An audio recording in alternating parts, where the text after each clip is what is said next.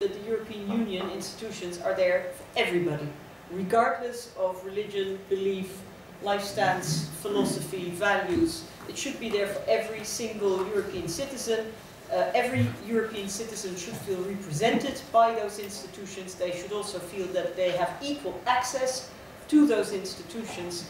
And therefore I think in this phase where, of development of the European Union, we have a task to ensure that the representation is balanced and open and equal. Not because, as some people seem to suggest, we want to exclude certain voices or conservative religious voices from the debate. Quite the opposite.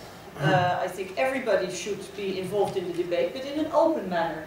Everybody should state clearly who they are, on whose behalf they speak, and by whom they are funded. The most powerful forces generally make the greatest use of law, and they will tilt the substantive content of law to their interest, or failing that, the way the law is applied in practice. So, what I want to suggest is that we have to see both the limitation of law and also the possibilities of law. We need to watch out not just for the churches themselves, but for their well-financed lobbyists and front organisations, often, as Kino has said, with American connections. The interest of churches, religion and communities conviction, basically there are three common areas of interest, being them education, advocacy, and what in the Aston report they call the generic term rights. And the generic term rights, this might involve bioethics, or this might involve also the right to religious freedom. They have access at the highest levels of the EU, where they can seek in private to influence its secular agenda, from research policy to foreign relations, from climate change to poverty.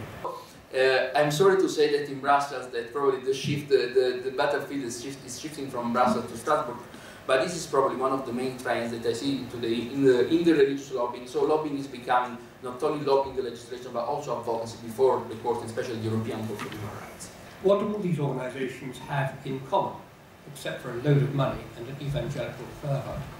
I'll tell you. They're all trying to impose their own values on everyone else.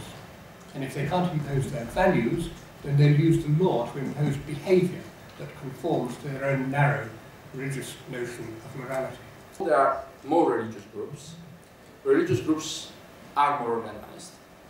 Religious groups, according to their own ends, as compared to the ends of the secular groups, do a better jobs because they achieve mostly their results. So there is a very strange, it's not representative. The power they have is not representative, and that is of course the big problem we have with this so-called dialogue. If you base the dialogue purely on the notion of groups who send a representative, you're going to exclude a couple of hundreds of millions of EU citizens. This has been an excellent session with a lot of expertise, a lot of substance and ideas on how to go forward. So thank you all very much, and I hope to see you all again on the 5th of December.